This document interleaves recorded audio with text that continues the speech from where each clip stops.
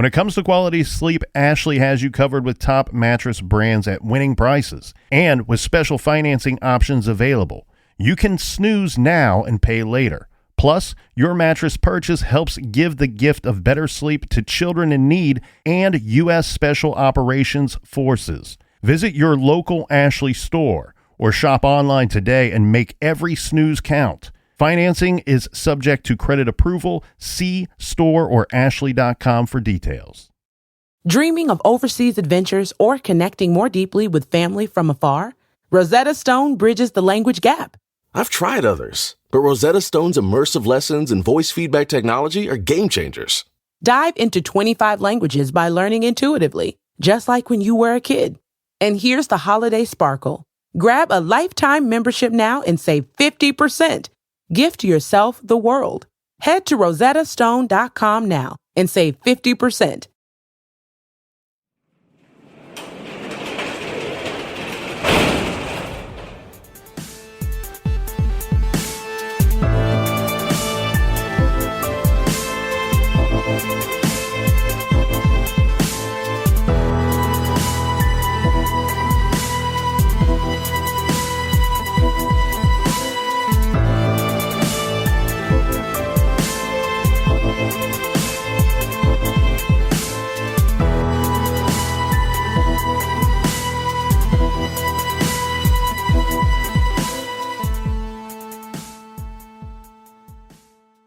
Welcome to True Crime Garage. Wherever you are, whatever you are doing, thanks for listening. I'm your host, Nick, and with me, as always, is a guy that knows that there is nothing dirtier than a giant ball of oil. He is the captain. Thank you. It's good to be seen, and it's good to see you. Thanks for listening. Thanks for telling a friend.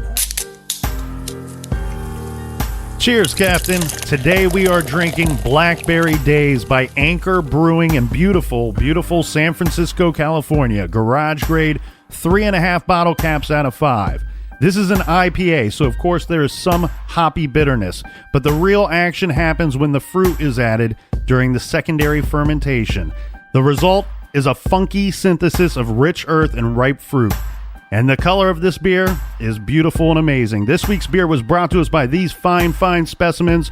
First, Angie in Cottage Grove, Minnesota. And a big cheers to Valerie in Austin, Texas. Next, we have Ava of the Drop-In Crew up in Vermont. And to Corey, keeping it weird, in Portland, Oregon. Next up, we have Sarah up in Ottawa, and last but not least, Tracy in Maplewood, New Jersey. So thank you to everyone who has purchased a True Crime Garage shirt, donated to the Beer Fund, or supported our great sponsors, because without all of you, this would not be possible. Make sure you follow us on Instagram, Facebook, Twitter, Snapchat, at True Crime Garage. And that is enough of the business. All right, Captain, everybody gather around, grab a chair, grab a beer. Let's talk some true crime.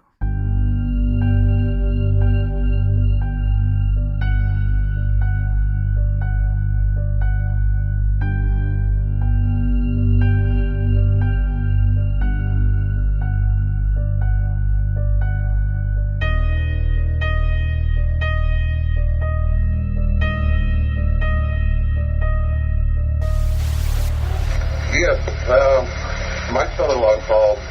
He went playing golf this morning at 9:30. My daughter's been missing since this morning. She's 8 months pregnant. She took her dog for a walk in the park. The dog came home with just a leash on. So the dog came back without your daughter? Right. Okay, what is your address, sister? Well, I'm at... Is that where she's... No, it's over at Maloma Park is where she went for the walk. What is Scott Lake address? I can't remember. What's your cell phone number, sir, in case you get disconnected? It's 404. Jesus, I can't believe I'm going blank. 404. Okay, so what's the address where she lives and she's missing from? Her address is...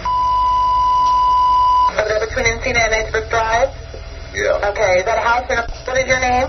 My name is Ron. I'm her stepdad. Okay, what is your name? Ransky. Granski? Ranpski.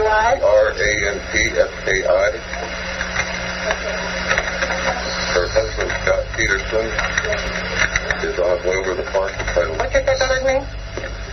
Scott Peterson? No, your stepdaughter.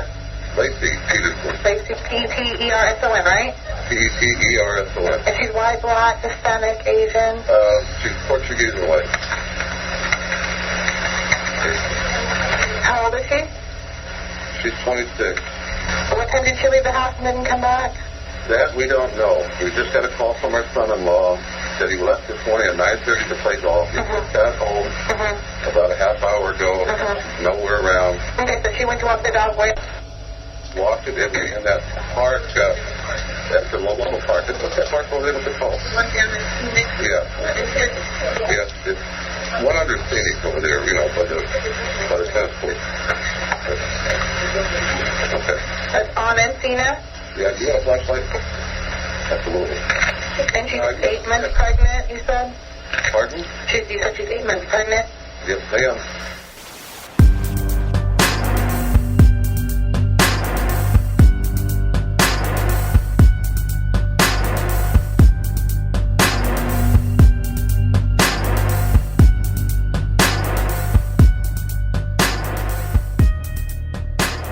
On February 5th, 2003, Laci Peterson's family, they step up their criticism of their son-in-law, Scott Peterson, saying that he sold his pregnant wife's car and he was considering selling the couple's house. Well, and like you always say, when somebody goes missing, when the family stays in the area, that's a sign of something. Yeah. More importantly, I think when they leave the area, that's what always scares me, especially when a person is just lost, you know, because especially when you have a child that goes missing, usually the thought of the mother and the father is typically, we don't want to move. We don't want to change our phone number. We don't want to do anything that will prevent our son or daughter from coming home. Meaning that given the opportunity, if their son or daughter who is being held captive has a window of time that's even 3 minutes long, if they can dial a phone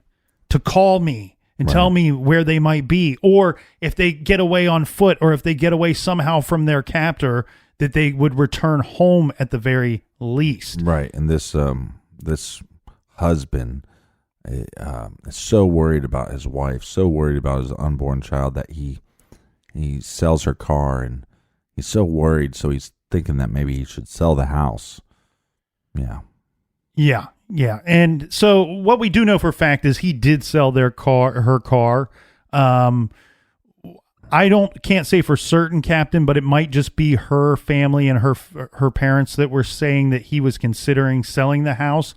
I don't know that that's fact, but still, selling her Land Rover is a strange thing to do, I would think, one. And then two, I don't really have a date for when this occurred. I don't know if we know the exact date of when it did occur, but what was later reported at some point was that the nursery room, remember that for the baby, the expected baby for Connor Peterson, they had already painted the room blue. They had already decorated the room. It was sitting there waiting for the baby's arrival.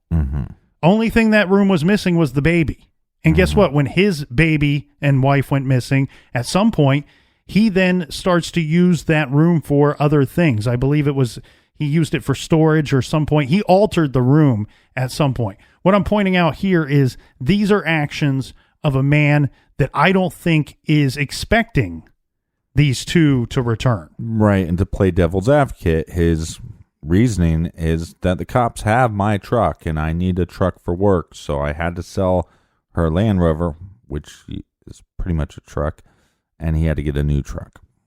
Yeah, claiming he couldn't do his job or whatever he needed his vehicle for using the Land Rover. Right. And yeah, I mean, I get it. But here again is another situation of a guy that seems to have an answer for everything.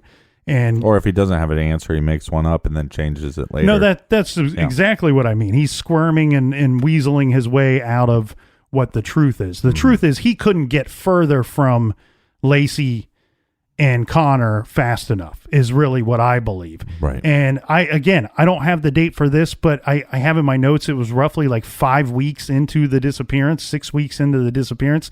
At some point, his words, he's saying things like, at some point we have to move on. You know, we right. Right. Again, this is an individual that as opposed to the mom saying, Laci's mom saying, there'll never be closure. they'll never be moving on from this. Right. You know, that's the huge difference, right? And that's what I meant yesterday when I don't think, I don't care what his professor in college said about, he was a model student. He was intelligent. Right. I would have loved to have a whole room full of Scott Petersons. I don't find this guy to be dick noses. I don't find him to be intelligent at all, at least in the grand scheme of getting away with this crime. I really don't think he thought that he was going to have to go through this scrutiny, that he was going to be under the microscope. I think he thought that if he set it up properly, narcissist, yeah, that at some point that they would just believe that she was abducted and everybody else would move on. That he would move on and they would move on. Now we have February 10th. This is when Laci Peterson, this was her expected due date. It comes and it goes. And then February 17th, Scott Peterson's mother, Jackie, she tells the Associated Press her family believes kidnappers abducted Laci Peterson with the intentions of holding her captive until she delivered the baby. Yeah, and one of the reasons why they thought this was there was 3 women in Modesto that went missing, pregnant women that went missing from that area. And in a radius of, I believe, like 90 miles to 100 miles, there has been 8 missing pregnant women. Well, the whole case is going to take a turn, Captain, because on April 13th, 2003, the remains of a late-term male fetus were found on Richmond's Point Isabel regional shoreline north of the marina where Scott went fishing the day Laci disappeared. The next day, a partial female torso missing its hands, feet, and head were found in the same area. Now, later, these bodies are, in fact, identified to be Laci and Connor, and autopsies were performed, but due to decomposition, the exact cause of death could not be determined. The medical examiner did note that Laci had suffered some broken ribs prior to her death. So these injuries were not caused after death. This is when she was alive. And prosecutors suggested that she could have been suffocated or strangled inside the Peterson home. Right. So this is going to put police on high alert because now that they found the bodies, they're actually afraid that Peterson is going to run for the border because he is hanging out in San Diego, golfing down there with his family. Now, I have to admit here, watching the coverage of this investigation and as the news was breaking, I didn't want them. It's one of those situations, and we've been through this before on other cases we've covered, Captain. It's a situation where you hope they find something, but you also hope they don't find something, because you want Laci to be alive. You want Connor to be alive and well. Yeah. And it started feeling to me like this guy was not going to get arrested, like he was not going to have to go to trial, because I was ultimately starting to get very concerned that they were never going to recover her remains. Right.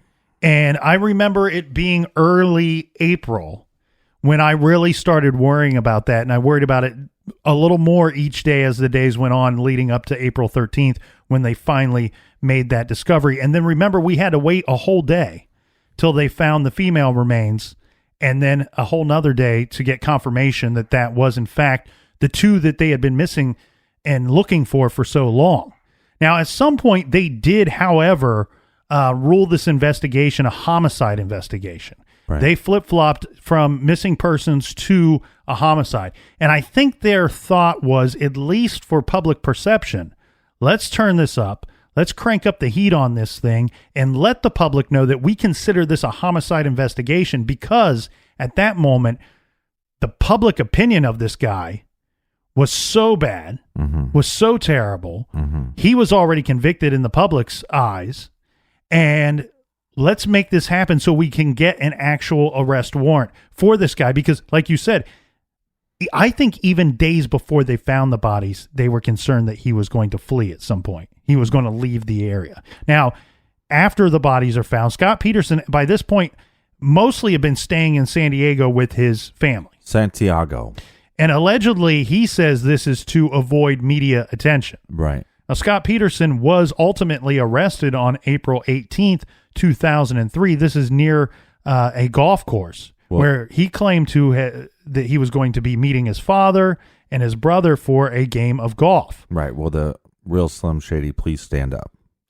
Well, Scott Peterson's naturally dark brown hair, had been dyed blonde.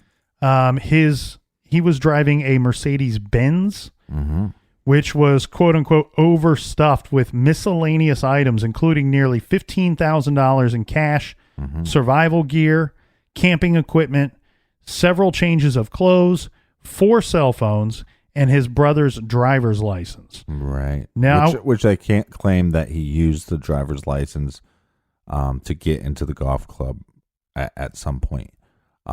You can or can't. That's what they claim that he used it for. Right.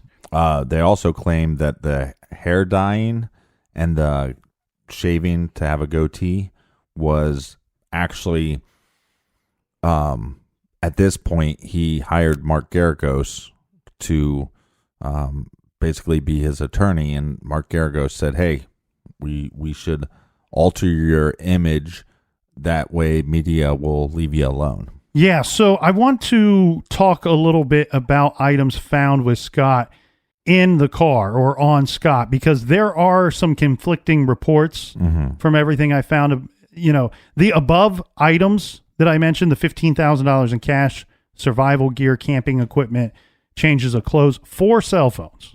Right. Just think about that for a second. All that cash and 4 cell phones, and then his brother's driver's license. Those items, I can confirm that multiple, almost every report I read state that those items is what was found on this guy. Some items that I think are interesting that aren't mentioned in every single report. One is that Scott Peterson had his driver's license on him as well. This might back up Scott Peterson's father's story. The story I heard was that he was intending on using his brother's driver's license the day before to get a San Diego resident discount at the golf course. Now, something like you said, for the golf course. Yeah, like you said, we can't confirm if that actually happened or not.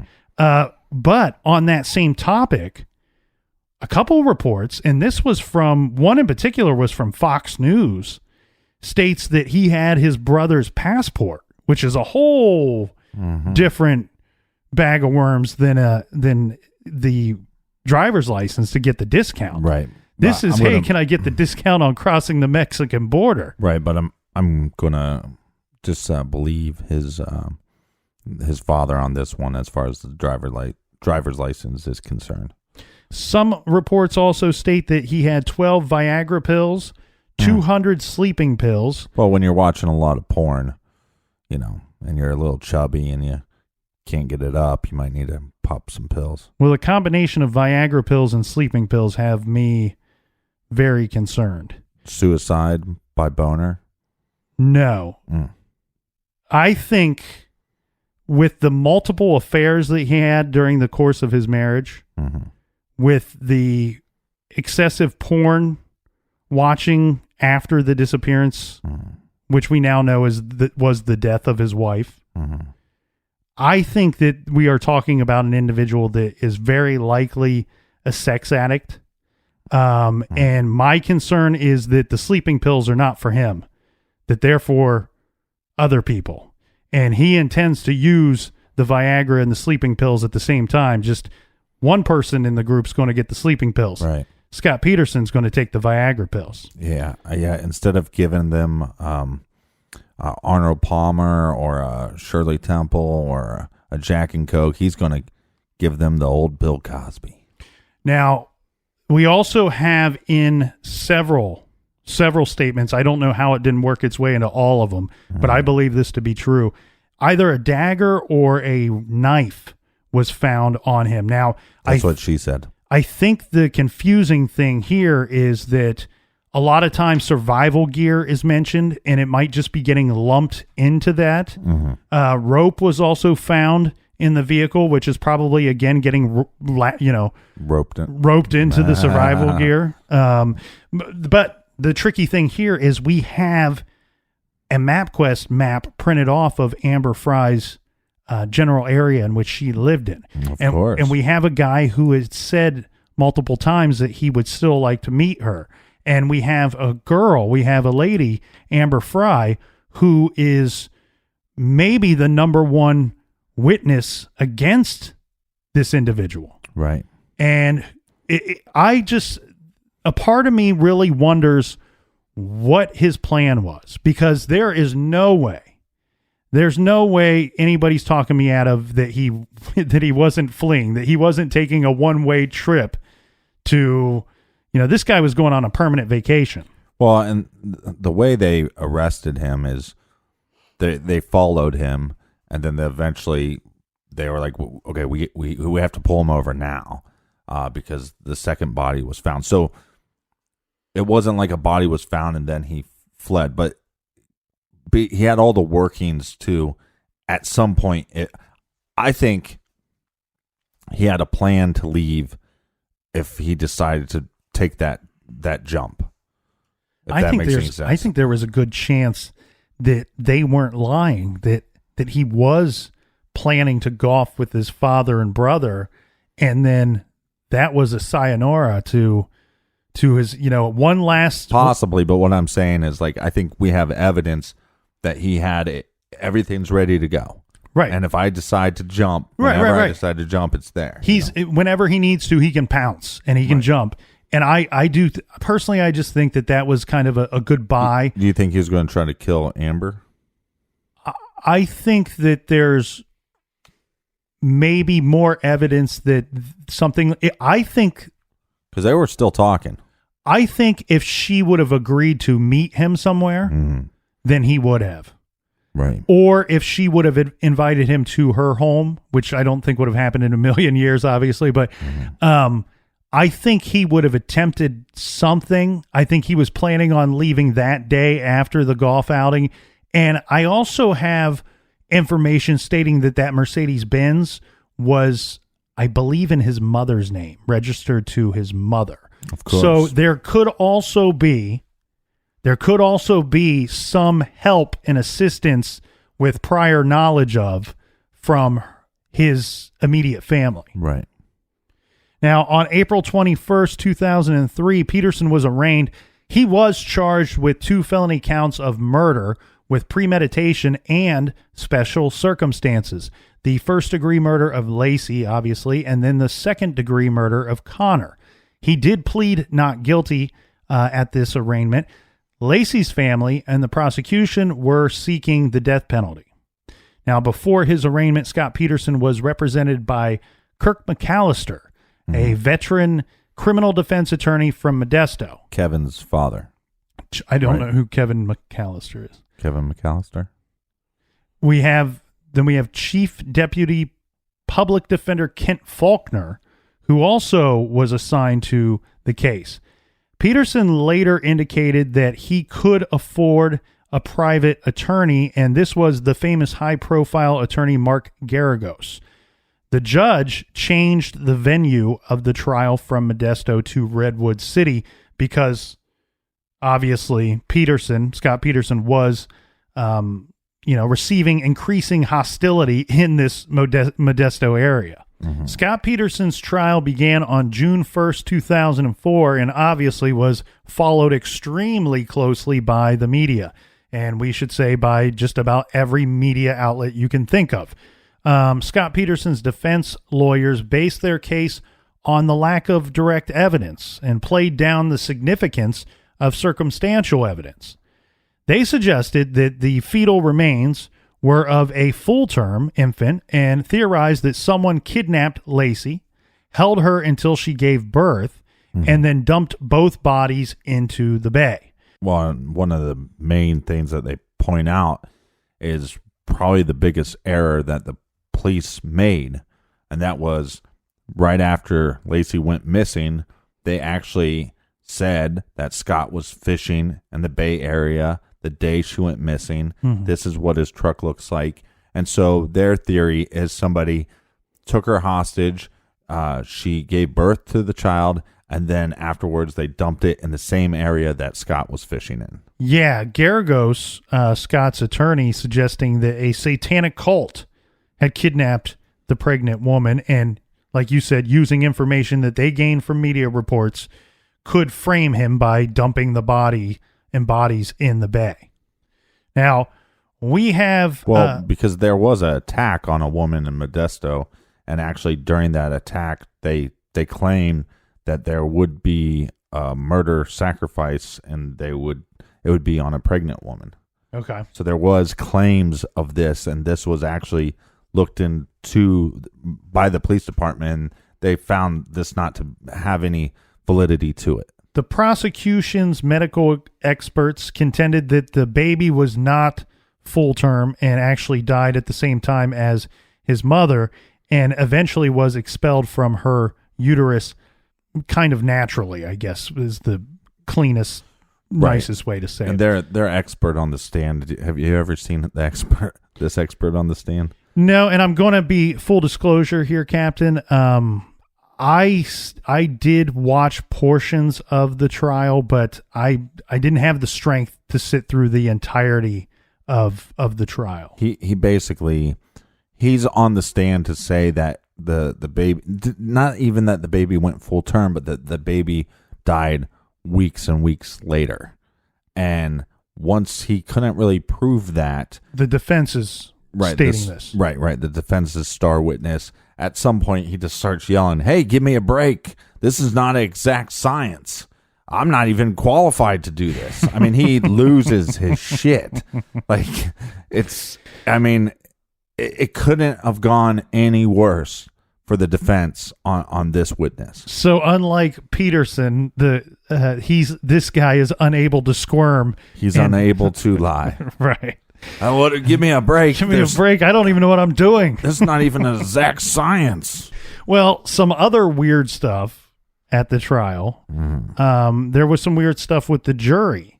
One member of the jury was removed and replaced early on in the trial due to misconduct.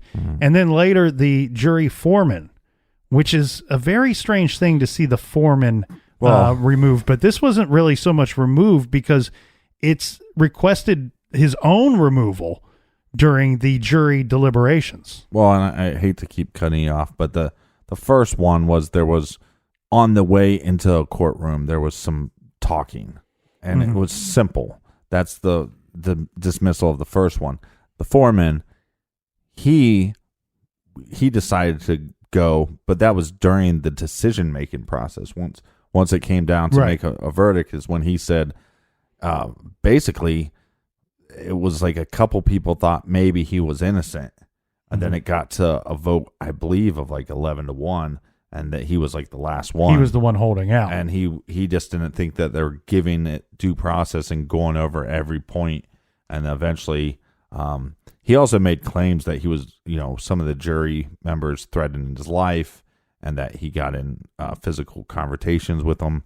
The other jury members obviously deny that. Well, regarding the evidence itself, like we said, there was a lot of circumstantial evidence and an overwhelming amount of circumstantial evidence that pointed against Scott Peterson. Now, as far as physical evidence goes, the only piece of forensic evidence that was identified is that single hair that we spoke about, the strand thought to have been Laci's that was found in a pair of pliers on Scott Peterson's boat. Now, this presented as prosecution evidence during the trial was the fact that Peterson changed his appearance and purchased a vehicle using his mother's name in order to avoid recognition by the press.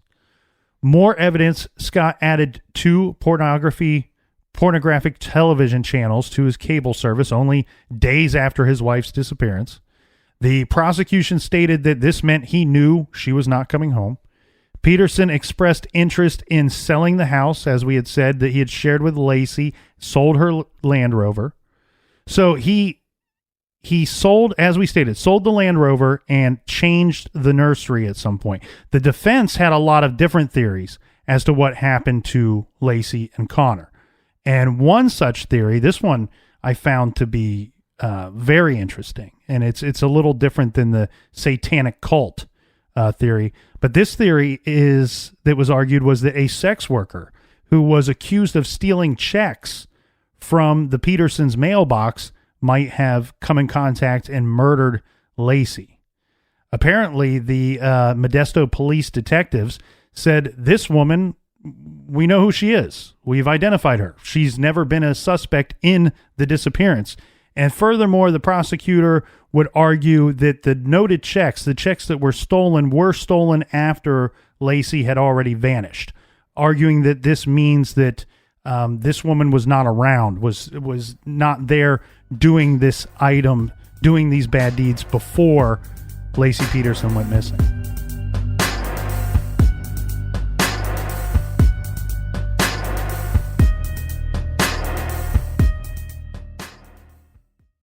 This show is sponsored by BetterHelp. Do you look forward to the holidays? Maybe you struggle with seasonal blues. This time of year can be a lot, and it's natural to feel some sadness or even anxiety about it. But adding something new and positive to your life can counteract some of those feelings. Therapy can be a bright spot, something to look forward to make you feel grounded, and to give you the tools to manage everything going on. If you're thinking of starting therapy, give BetterHelp a try. It's entirely online, designed to be convenient, flexible, and suited to your schedule. Just fill out a brief questionnaire to get matched with a licensed therapist and switch therapists at any time for no additional charge. Find your bright spot this season with BetterHelp. Visit BetterHelp.com/garage today to get 10% off your first month. That's BetterHelp, HELP.com/garage. Rosetta Stone is the language learning program with a lasting impact. I've been using their app to learn French, and it's not just about memorizing words, but actually having real conversations. And it's not just French. They offer 25 languages. Right now, Rosetta Stone has an awesome holiday deal, 50% off their lifetime membership. Every language, unlimited access forever. For anyone keen on diving deep into a new language, check out rosettastone.com. It's a game changer. At Consumer Cellular, you get the same exact coverage as the largest carriers, but for up to half the cost. Same thing, up to half the cost. Up to half the cost for the same thing. 50% the money for 100% the same thing. I hope I'm making myself clear. Consumer Cellular. When freedom calls, we're here to answer. Call us at 1-888-FREEDOM. Half the cost savings based on cost of Consumer Cellular single-line 5 GB data plan with unlimited talk and text compared to lowest cost single-line postpaid unlimited talk, text, and data plan offered by T-Mobile and Verizon May 2023.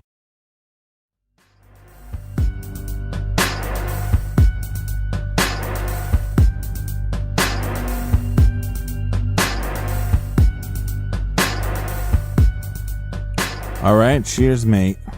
You know what, Captain? I have to apologize to the good folks out there. I want to cheers you because something's up with my throat, my voice this week. I'm battling through it. Mm-hmm. It's some heavy lifting over here, so I apologize if I sound terrible.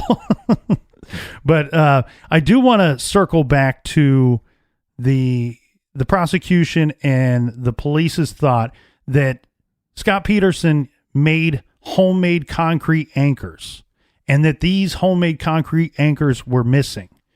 And they state in court that they believe that Scott made 4 or 5 of these homemade anchors and only one was found. The one that you had pointed out was found on the boat or in his warehouse. It was on the boat. And they believed that these additional anchors were used to hold Laci's body down underwater. And what they've found is when people do this and they anchor a body down, that normally whatever body part that they use to anchor down, if the body surfaces, that limb will be ripped off. And so the way that Laci was found, I mean, as graphic as it is, I mean, there's no head, there's no arms, and there's no legs. Mm-hmm. So it's basically a torso. And one thing that I wanted to point out, and I wanted to make sure that I brought this up, was I had read on several blogs that people were confused why they spent so much time at trial arguing about what was used or what would have been used to make the one anchor that they did find. Okay, we have the defense who's saying, well, Scott Peterson used a pitcher, some kind of smaller item to make the mold for this anchor that was found. Right. It wasn't a big anchor. A lot of people see this and think one of those big work buckets. Well, that's the prosecution is stating that it was either a paint bucket or some type of bucket from Home Depot that was used to make the anchors. Mm-hmm.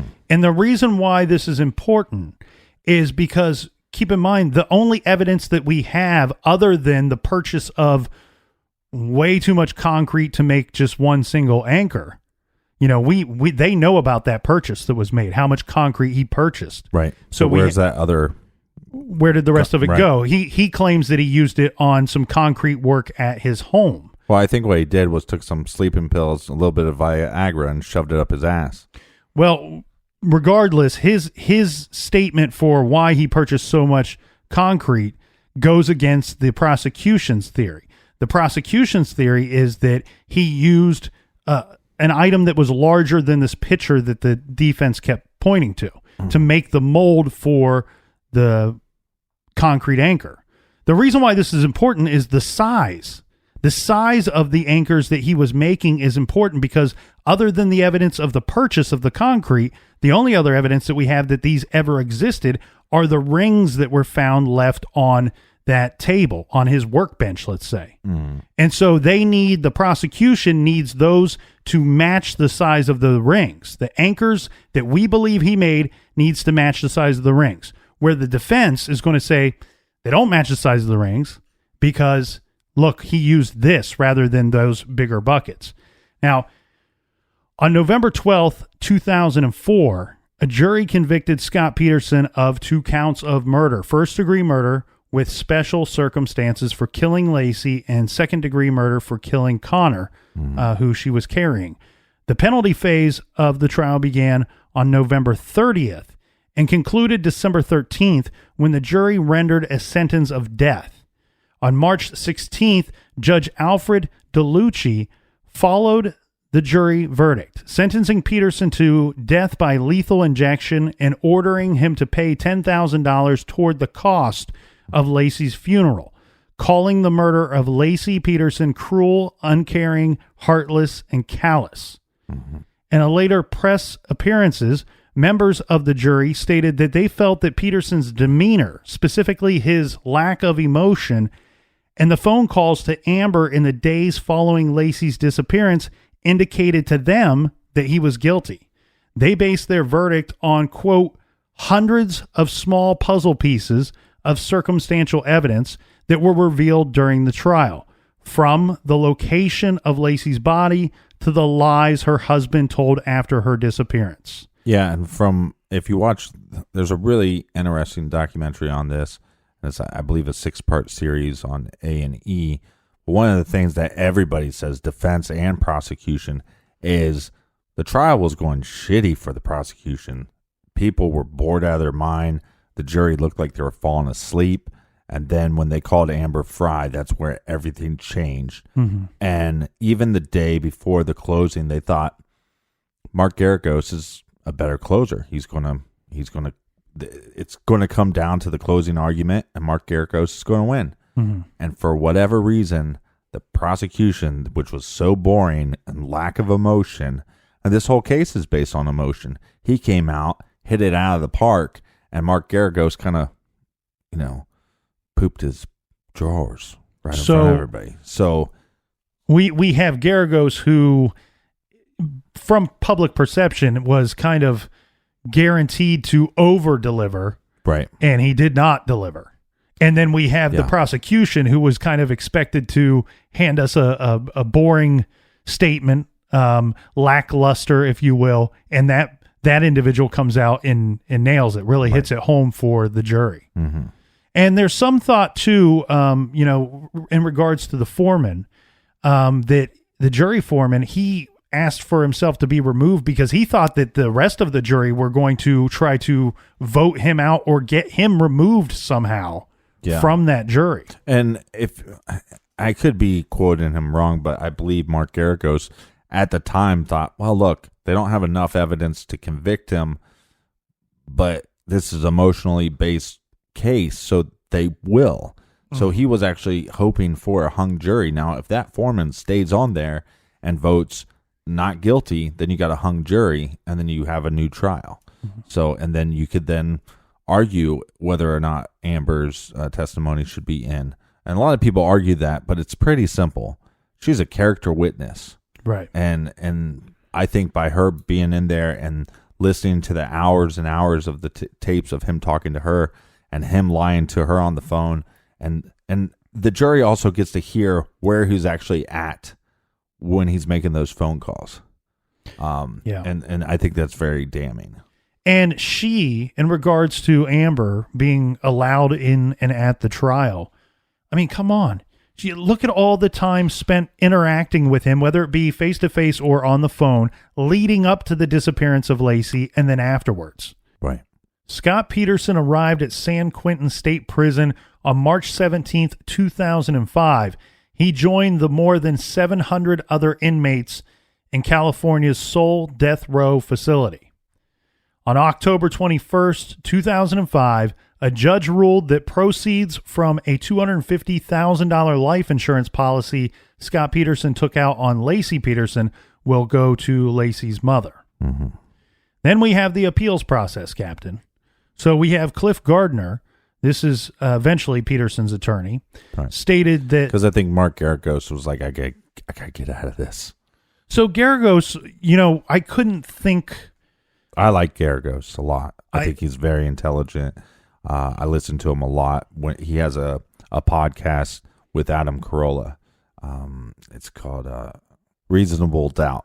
So if you're interested in hearing what this guy is like, check out his podcast. It can be difficult sometimes stating or, telling others that you like a defense attorney. Because I think that a lot of times, Captain, that people, not everybody, but it's not hard for me. It's because I like to tell the truth. No, I get that. And I don't have any problem with Garagos. I actually find him, I don't know a ton about him, but I do find him to be attractive, very intelligent, and very good at what his role is to be. Right. I did say that I liked, I can't think, what is it, Jose Baez? Did I get his name right? Yeah. For somebody who couldn't stand Casey Anthony, I couldn't stand that woman. I can't stand you. I can't. I mean, I don't even, let's not even get into that. Right. But I did like her attorney in the role that he played. Now, what I mean by that is sometimes people identify the defense attorney with the person that's on trial. Right. And they go, well, that's the guy that represented Scott Peterson. And you know what? I hate Scott Peterson. So therefore, Garagos, piece of shit. Well, yeah. And similar to like one of the things that you see is when Scott Peterson's family is leaving after they sentenced their son to death, the amount of people attacking his parents, like, you're going to watch your son die. Like, they had nothing to do with this girl's disappearance. Mm-hmm. They wanted to be grandparents. He ripped so I think when people attack people like that, it's ignorance. Right. I agree. Well, so we have the thought of some appeals because we have his later attorney stating that there were mistakes made, there was incorrect evidentiary rulings that deprived Scott Peterson of a fair trial.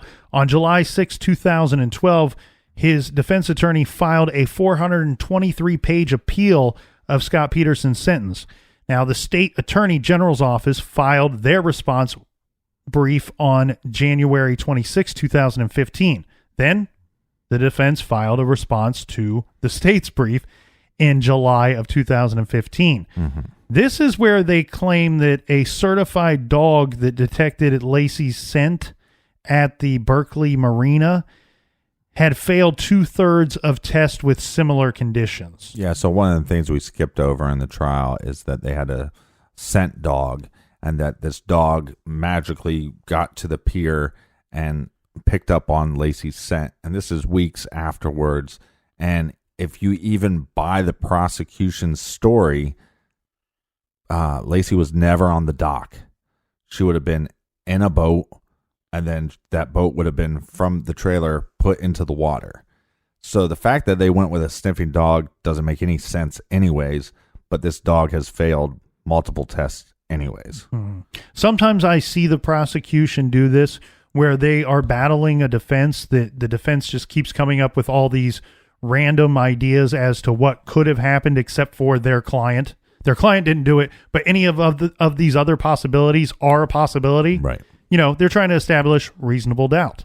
And I find sometimes that the prosecution gets swept up in this. And does the same thing. They start saying, well, here's all the reasons why he did do it. Oh, but it doesn't go with our story. It doesn't go with our theory, which is a dangerous waters to for them to be in. Now, November 20, 2015, the defense filed a habeas corpus petition claiming that a juror had lied on her jury application and that there was evidence that neighbors saw Laci alive after Scott left home that day, Christmas Eve. On August 10th, 2017, the state attorney general responded by appealing to the appeal by filing a 150-page document contesting the notion, disputing the claims put forward in the appeal, stating that the appeal ignored, quote, overwhelming evidence that Peterson murdered Laci, stating that the timeline of the crime was established by the neighbor who found the Peterson's golden retriever wandering in the street when its leash was still attached before the sightings of Laci and her dog started coming out. Do you want me to break down this point real quick? Yes. So the idea is that roughly about 10:18 is when the neighbor finds the Peterson dog in the Peterson's yard. She doesn't find it in the park. She doesn't find it down the street. She finds it in the yard. She said this would happen all the time. They might be playing outside, or not playing outside, but doing work in the garden, work in the yard, and the dog would be out front, and she'd bring the dog back around to him. This time it was a little different because the dog had a leash on it. So she claims that she took the dog with the leash, put it back in the yard, shut the gate, left the leash on. Dog is secure in the backyard. Which I find strange, because if I found my neighbor's dog with the leash on and it was wandering around, I'd probably take the leash off when I put it in the backyard. That's just me. But she left the leash on, and then about 15, 20 minutes later, the mailman delivers. Now, he said that their dog always barked at him. Whether inside or outside, the dog always barked at him. He claims that the gate was open. This is what I love. All these Scott Peterson supporters say if the mailman is correct in his time, which he should be because his time is based off of him scanning in mail, which documents the time. This would be roughly a half hour later after the neighbor states that they put the dog in the Peterson's backyard, right, the fenced-in backyard. So what they're claiming is since the gate was open again, that this proves that Laci was home, and this proves that if anybody opened that gate, it was Laci. That's what they claim this proves. It doesn't prove that at all. Yet you don't have to be a genius to figure this out. There's so many possibilities of why that gate was open. The gate was open, then the dog was put back, and then the neighbor closes the gate. Did she not close the gate well enough? We don't know. Did the gate have a bad latch, and that's why it was open in the first place? We don't know. But what we do know is that when Scott Peterson comes home, guess who still has a leash on? So it's if Laci was there and she reopened the gate, then why wouldn't she take off the leash of the dog? I mean, they claim that this is proof that she was alive at 10:30, 10:45, and I think it's proof of nothing. Well, it's just proof that the gate was open. People get confused. You know, if you go to certain websites, you watch certain documentaries, things are skewed in a certain way, showed under a certain light at a different angle. It's easy for somebody to flip sides and think, hey, this person might be innocent or this person might be guilty or so on and so forth. Well, and it gets tricky, but here's what I think that we... Well, hold on, but what I was going to say is, but if you're Scott Peterson and you're lying to everybody and you've been lying to everybody for a really long time and you're lying to your parents and you're lying to your sisters and you're lying to whoever, your brothers, whoever you're lying to the world, then there's a part of you, if you're his father, you want to believe him. You want to believe that you raised somebody better than this, right? And so I feel bad for them because they're trying to prove that he's innocent. Well, back to the whole dog thing and the neighbor placing the dog in the fence. That occurred at what time? They think roughly 10, 15, yeah, 10, 18, 10, 20. So let's say in the window of 10, 15, 10, 20. What I think that people are failing to recognize here is that, remember the statement of 11 witnesses stated that they saw Laci Peterson with their dog, walking her dog. Mm-hmm. Okay, and remember those statements. The statements that I found do not specifically name Laci Peterson. They state, I saw a woman and her dog, or a woman matching Laci's description and a dog matching that description. Right. The other issue here that's very difficult is if the neighbor found the dog by itself, places the dog in the fence between 10:15 and 10:20, any of those sightings, any of those witnesses that come forward and say that they saw the dog with Laci after 10:20 did not see Laci. Did not see Laci and did not see the Peterson's dog. Right. Unless here's what happened. She let the dog out, right?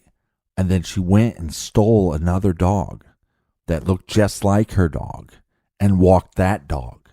That's probably what happened. Well, I think ultimately what happened is I think the jury got it right. I understand that all they had was circumstantial evidence. I see what I believe to be a mountain of circumstantial evidence. I know that it is called into question, my next statement here, but I do believe that it's likely Scott Peterson told his in-laws that he went golfing that morning, and then later he's saying that he went fishing instead. I don't think that this guy was smart enough to understand or to believe that he was going to have to answer the amount of questions that he was going to have to come across. Right. I don't believe that he thought he would be investigated as early into this as he actually was. And I think at some point he squirmed. When presented with the idea that he was golfing and he had to prove where he was, well, guess what? Fishing still proves that I didn't kill my wife, that in the window that I'm going to lead you to believe that my wife was murdered, I wasn't here or available or with her during that time because I was fishing, and here's my proof that I was fishing. Here's my launch ticket. Here's the receipt for that. And I think this was absolutely premeditated murder. I think he planned to kill her before he purchased that boat. I believe that she likely didn't know about the boat, and persons close to her and him didn't know about the boat. I think he premeditated the murder of his wife and his to-be son. And he did this, I don't think he did this for Amber. I don't think he did this because he wanted to be with Amber. I think he just did this for himself. Mm-hmm. And what I mean by that is I think all this stuff, the purchasing online by Laci that morning, I think, so what? He took her debit card or credit card and he bought something on a website that he knew that she shopped on. Yeah. That's not hard to do. Yeah. He turns on Martha Stewart while he's preparing things to take it to San Francisco Bay. And he listens to what's going on and says, I remember Martha talking about this and this and this while Laci was watching it that morning. And then he conveniently goes into work where he's picking up his boat, transferring the body at some point from the truck to the boat, taking the body out into the water, tossing it over the side of the boat. At the trial, we have the defense that says, the prosecution took out a boat that was similar to, no, I'm sorry, I got this backwards. The defense stated, we have a boat same exact boat as Scott Peterson's, took it out to the bay, and using the weight of Peterson as an example and the weight of Laci as an example, trying to toss that body over into the water made the boat capsize. Therefore, Scott Peterson could not have done it in that small of a boat. The prosecution fired back and stated, well, let's use Scott Peterson's actual boat and go out there and conduct the same test. And the defense quickly let that slide. They didn't want to see that happen because I don't think that they believed the show that they put on. Much like the show that Scott Peterson was putting on this whole time. I think he fabricated this alibi. I think he did things to make it look like Laci was alive longer than she was and that he was gone at the time that she disappeared. Right. He likely after driving off with her body either in the truck or all, he might have even had the dog with them and releases the dog on the side of the road a couple blocks away, hoping the dog walks home, returns home, and the neighbor finds it. And then we have this situation of his boat that he's keeping at the warehouse. I really think he had a place that he could go and he could conceal moving that body very briefly into that boat. And then he goes out onto the water on what day? Christmas Eve. Why? He's not expecting to see anybody else out there, and he doesn't want to see anybody else out there. Well, just to play devil's advocate, defense did present the idea that he saw somebody out there. They claimed that there was an eyewitness that saw Scott Peterson in a boat and that there was nothing in the boat. That was false because we know that he had fishing equipment. He also mysteriously had a tarp in his boat. But this credible eyewitness that they bring up in all these documentaries and say that once he gets to trial, you had this information, you could have called him in the first trial. You didn't. I think they didn't because I think this guy was full of shit. He saw a guy in a small boat because, again, it's a freshwater boat and you're in salt water. And that was kind of funny. And you're wearing camouflage clothes. And I don't think this guy saw that. Also, this idea that there's these satanic killings and that they're going to take a mother and take the baby and blah, blah, blah. There's no evidence of that. So come up with something a little bit better. Now, the missing pregnant women. That's kind of an interesting theory. I love how they say there was 8 of them. They don't tell you what happened to the 8 of them. How one was found, one was not found, one was found dead, one was found alive. And yes, there was somebody from Modesto, pregnant woman, that she was found. She washed ashore. They did not find her baby. And same scenario. It was a torso. So the cops made a huge mistake by stating where Scott Peterson was. Because if somebody did do this killing, you got a perfect place to dump the body. And then you get to frame this guy. So then the other thing too, and I think this needs to be looked at more, is the prosecution claims that the burglary took place on the 24th or took place on the 26th and not on the 24th. Well, they actually can't prove that. And based on reporters that on the 26th, the Scott Peterson neighborhood was filled with media. So we're talking about the house that's right across the street. And the people right across the street, you would think that robbers are not going to break into a house when there's tons of media sitting around on the 26th. So I think that's something, if you want to argue that point, I might listen to you a little bit. But let's start with December 9th. You get caught. You're dating a girl. You're married. You're having a child. And you're dating somebody. And you get caught. And you tell that person lie upon lie upon lie. And then you go, oh, by the way, I was married. But guess what happened to her? She went missing. Oh, when did she go missing? Right before Christmas. It's going to be my first Christmas without my wife. Doesn't say that she was pregnant. Still, again, another lie. And is he a fortune teller? what are the odds that he tells somebody his wife went missing on the 9th and then on the 24th, she goes missing? The defense likes to say, well, on the 24th that Laci got her hair done and Scott actually invited the hairdresser back to the house. And so that proves that he wasn't planning on killing her that night. That doesn't prove nothing. Come over to the house. Watch some football with us. Eat some pizza. I'm going to kill her in her sleep anyways. I think he probably then, they went back. They were watching TV, eating pizza. He probably put a little sleeping pills in her drink. She passed out. He suffocated her. I think he had 2 tarps. I think he put her on one tarp, but lined it with the other tarp. So the tarps were touching, but only one tarp was touching the body. I think he then wrapped her body up in that tarp.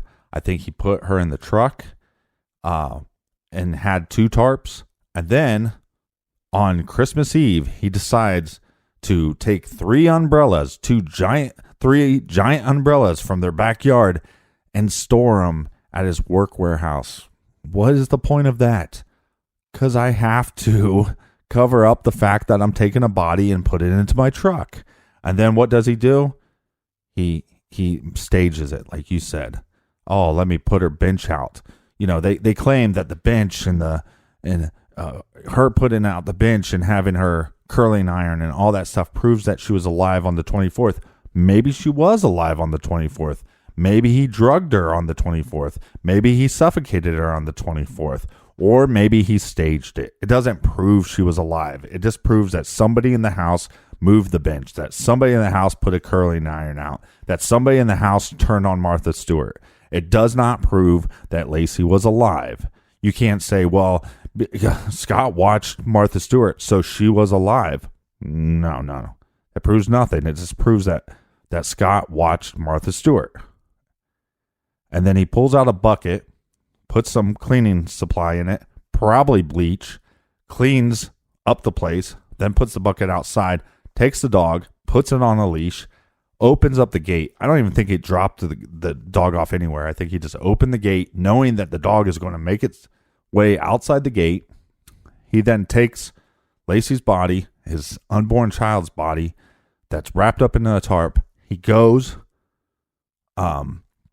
to his warehouse where the boat that nobody knew existed, no proof that anybody knew about this boat, and he had anchors made. And one of the big things that people point out is he had this saw that was ordered, and it showed up that day, and he looked up instructions, and he assembled the saw. Well, it was a wood saw, right? But this is a guy that takes a freshwater boat and puts it in salt water. He doesn't give a shit if it's a wood saw or if it's a metal saw. And I think he used this saw. The reason why he had to put it together is because he had to finish the anchors he was making. So he makes these anchors, which we have proof that he has one in his boat that's tied to nothing. That proves, that's evidence that it wasn't being used for an anchor. It was going to be used for something else. And maybe when he gets out there, again, he has a tarp. He has, so he has her body in the tarp. She's now either in the back of his truck or she's in the boat. And maybe there was an eyewitness that saw Scott, and maybe he didn't see anything in the boat, but maybe the boat wasn't packed up yet. And that's my only explanation for that. Or the guy just didn't see. Do you know what time the witness states he saw Peterson? Roughly the same time that, there was a bunch of eyewitnesses that actually saw Peterson at the dock. And that's because this guy that's supposed to be this avid fisherman and this guy that has a boat, he was so bad at backing up the boat to put it in the water that people were like, whoa. And we're talking about a small boat. So, again, lie after lie. You also then say, I didn't want to go golfing because it was windy and rainy. And okay, you don't want to go golfing, but you want to go boating when it's windy and rainy. So then you get out there. She's in the boat now. You have your little homemade anchors that you got from Home Depot, and you tie her limbs up, and you get her out of the boat, and you're gone for about an hour and a half. And then you decide, hey, I'm going to call her. I established that I'm gone, because what you're trying to establish is that she went missing and you weren't there. Not that she was murdered, that she went missing and you weren't there. So you call her, hey, honey, I forgot to pick up that thing. Can you pick it up? I know you can't because I killed you, but maybe you can pick it up for Pappy, or whatever the fuck you said. And then you get back, and then you're like, oh, I got to take a shower. I'm going to put my clothes in the washer because I need to have them washed because it might have some evidence on it. Oh, that bucket of cleaning supplies that I claim that you were going to mop the floor. No, I'm going to dump that out. So you do that. Then you call. Oh, time goes by. You think you'd be going, hey, we have a party to go to. What the hell's going on? Where's she at? You don't call 911. You claim that you're talking to the neighbors. You claim you're going to the park.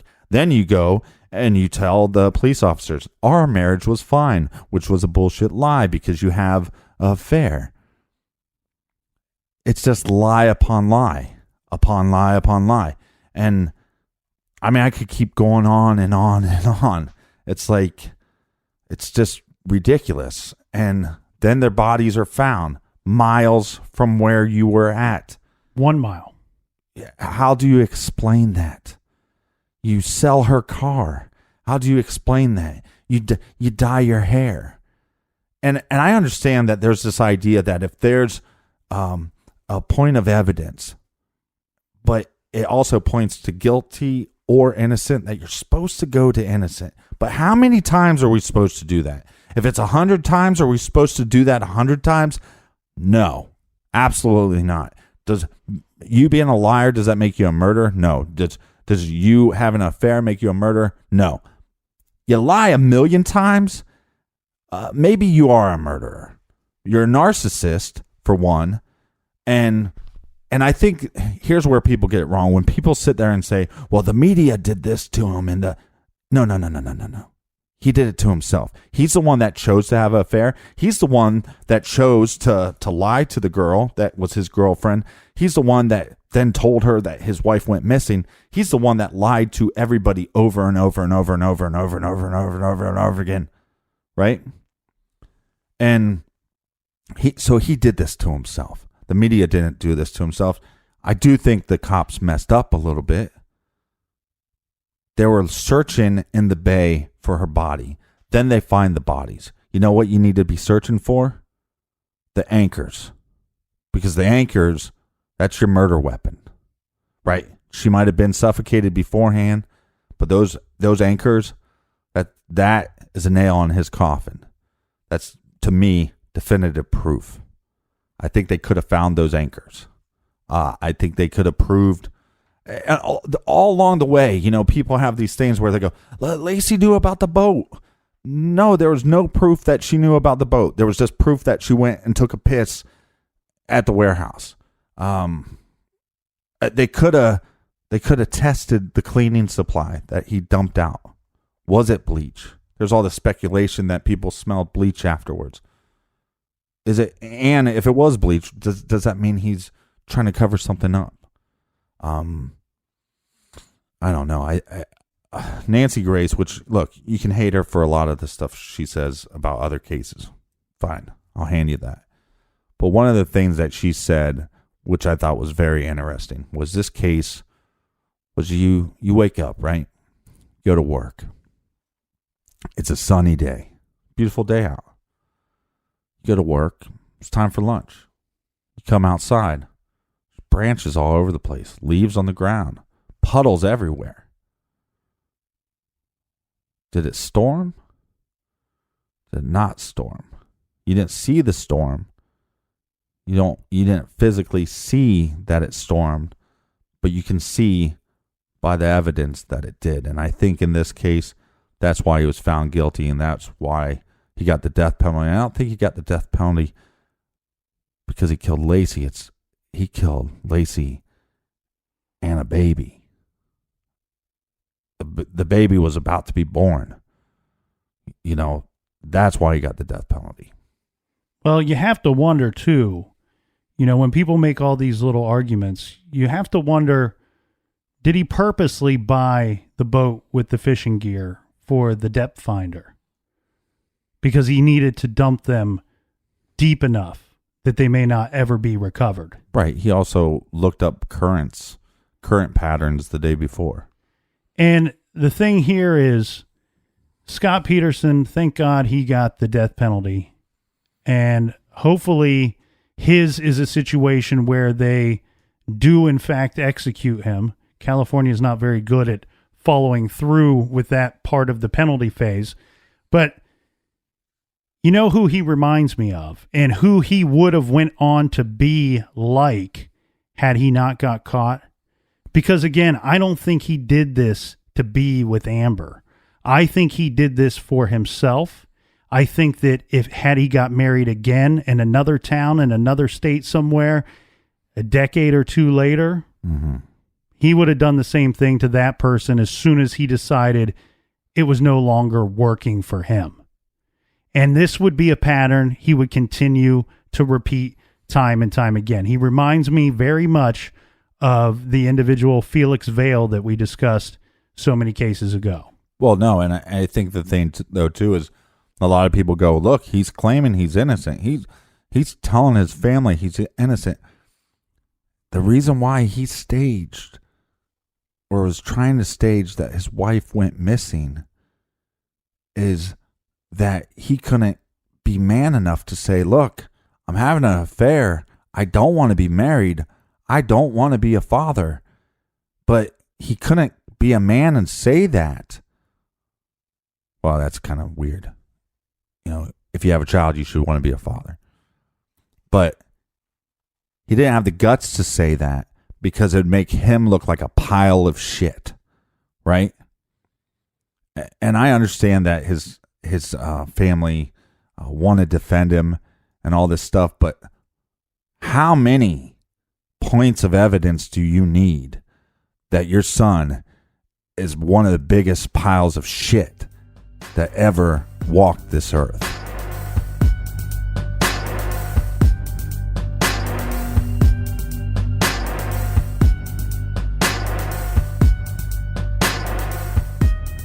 All right, I'm exhausted.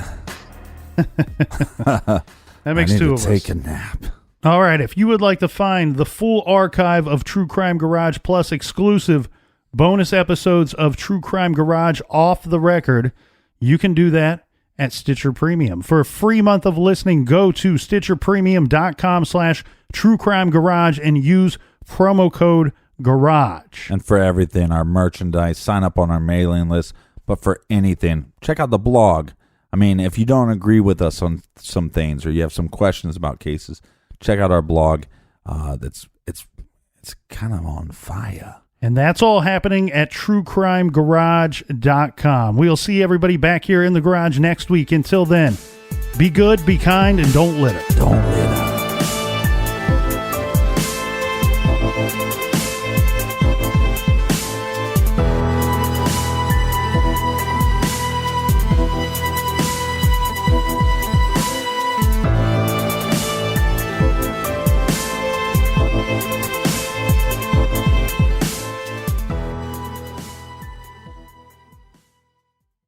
The Angie's List you know and trust is now Angie, and we're so much more than just a list. We still connect you with top local pros and show you ratings and reviews, but now we also let you compare upfront prices on hundreds of projects and book a service instantly. We can even handle the rest of your project from start to finish. So remember, Angie's List is now Angie, and we're here to get your job done right. Get started at Angie.com. That's ANGI, or download the app today.